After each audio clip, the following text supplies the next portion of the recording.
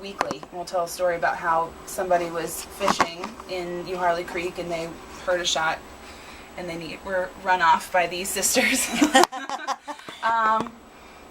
But think about if you were a couple of women living by yourself, you might carry a gun.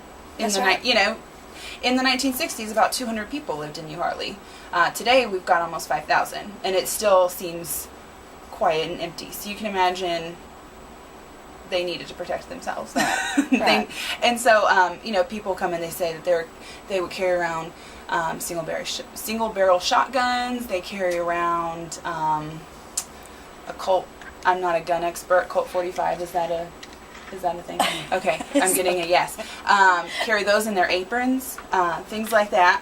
But, like I said, that might be something that you need to do to protect yourself. But they were very possessive of their land, very possessive of the bridge, even though technically the bridge wasn't theirs to possess. They would call. They had their money in a bank, and they went to this bank, and they were wanting to take... And this was the Lowry sisters? The Lowry sisters, yes. Okay. They were wanting to take some money out of the bank. And the banker, these are two women, and he's saying, well, no, you don't... why do you need to take this money out of the bank? You don't need to take it out of the bank. And they're like, it's not your business why we need to take the money out of the bank. And so they took all of their money out of the bank and went to a different one. And, they were smart. They knew what they were doing, and they didn't want anybody to question what they were doing. They were strong women for the time. Yes, absolutely. And their brother Tanner, like I said, he was a doctor in Euharlee and in Cartersville.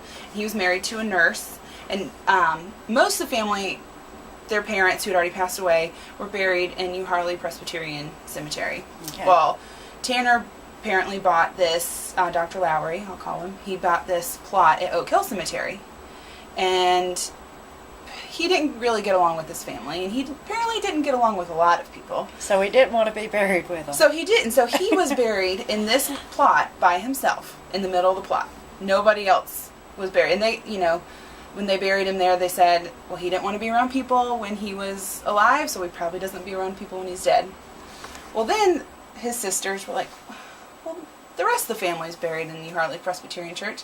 So they decided to go against what he wanted, and they had him exhumed and moved to the Euharlee Presbyterian Cemetery, and then sold the plot to somebody else. Oh, my. Well, that might be why they was carrying shotguns. Yeah. I mean, he might have come back. Yeah. Well, there are stories that, the Lowry sisters are haunting various places around Euharlee. I had actually a man in the museum today he was... I believe a volunteer firefighter at the fire station we used to have right in the middle of the historic downtown. And he said there's absolutely no doubt that they were in that building, because he didn't want to go into detail. I tried to get him to go into detail of some of the stories with that, and he said, you don't even want to know. I've actually, I've been told that they did a paranormal investigation in Euharlee a couple of years ago, and I don't know all of the results of what they found, but they said they found some activity in different places. So, I mean, Euharlee's been inhabited for 10,000 years or so. So Right. A lot of people have been in and out of their sound. Yeah. There's probably not a bough nor blade of grass stirred yet. So that's kind of paints a picture of it was just, the calm before the storm, I guess, coming. Right.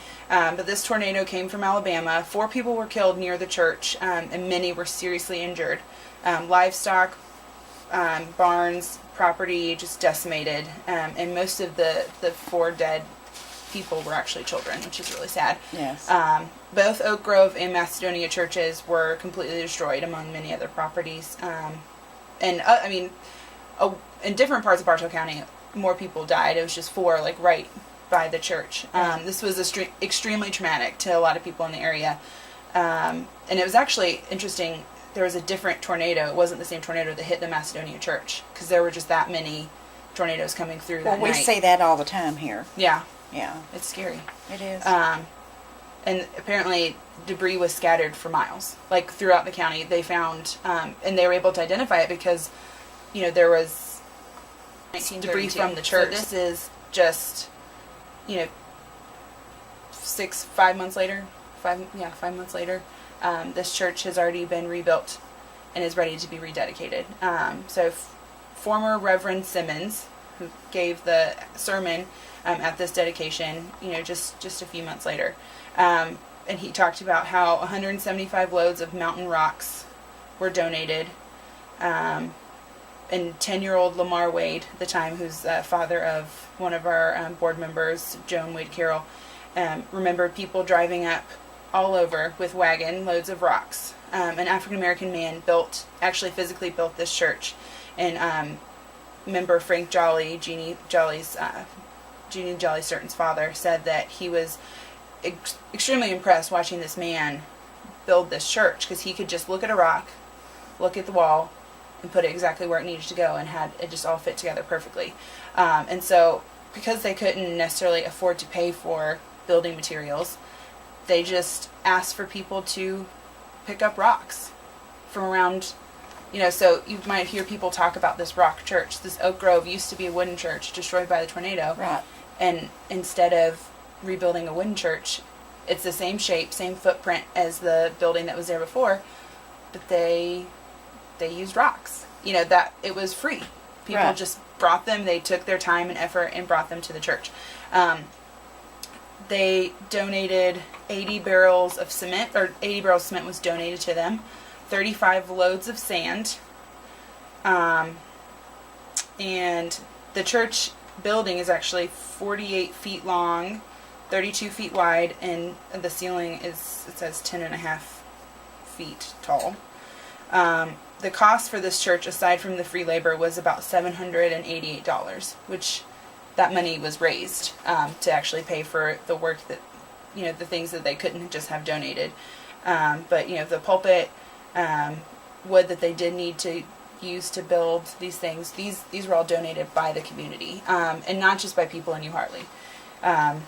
And this is the way people did it back then. Yes. Everybody helped each other. It's not like it is now. Right. But everybody jumped in to help a church or help a family that was decimated by something like this. Absolutely. And the quilts, I'll get to the quilts specifically, although to me this kind of just is a tangible example of this whole story.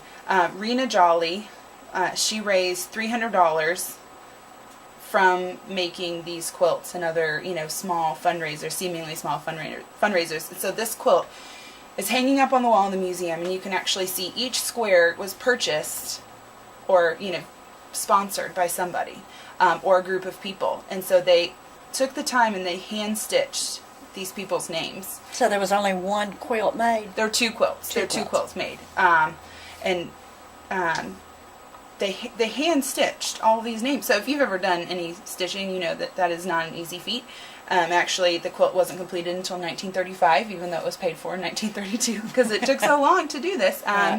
But they sold the lines in the square. Well, within the squares, there are between 10 to 15 to 20 lines around in a circle that they sold. And they would sell these lines for about 10 cents to 25 cents per line. And there are 120 names on the quilt that's at the museum. There's actually more names on the quilt that the other quilt, the second quilt that we don't have at the museum. And it looks very similar, but you can see there are people who lived in Cartersville that in Sunday school classes from other churches that just, like you said, people just helped. People were willing to just, and honestly, I came from Marietta and Woodstock, and those were really nice places to live. But moving up here, I have noticed, especially in Euharlee, there still seems to be a sense of community. There is a sense of community. I see people every day that are extremely invested in our community, whether it be volunteering at the museum, helping put on other events, being on committees with the city, with the local churches and things like that. And it's just, maybe it's because it's a smaller town that it's a lot of you see the same faces, you see the same families over and over again. Right. But I that's another reason I just fell in love with this story, is because I still see that today. I still see the same families that are involved in this story. I know personally, and they really embody just this sense of community and this caring for everybody. So. Right. Well, how long have y'all got the quilt? It is an indefinite amount of time.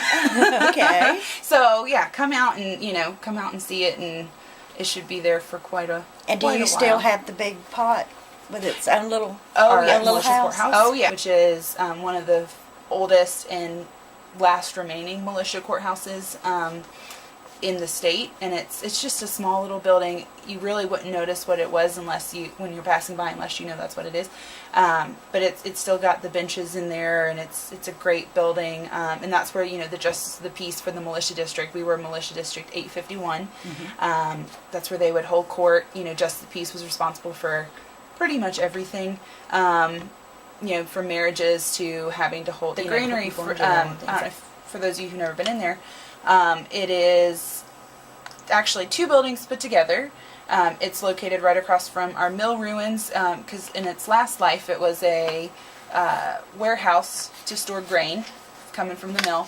But before that, part of the building was a commissary, and then the back half that was added to it was a buggy barn or carriage house for the Lowry family, who we talked about earlier. And so these buildings were built mid-19th century, so they're 160 years old. Yeah, and we're trying to add more events and programs to kind of involve the public even further. And so actually last week, October 14th and 15th, we had our first day camp, and we had on the 14th we had 2nd and 3rd graders. The 15th we had 4th and 5th graders, because it was Bartow County's and Cartersville School's fall break, and so these kids had 2 days off of school, and driving parents crazy and all of that. And so we gave them opportunity to come in and learn a little bit about Cherokee history, and we had a really great turnout. That's great. We had about 15 kids, which for our first go round we were absolutely ecstatic, and they had a great time. We had a great time. And that's just the beginning. We hope to have spring break camps, summer camps, and really, get the kids involved.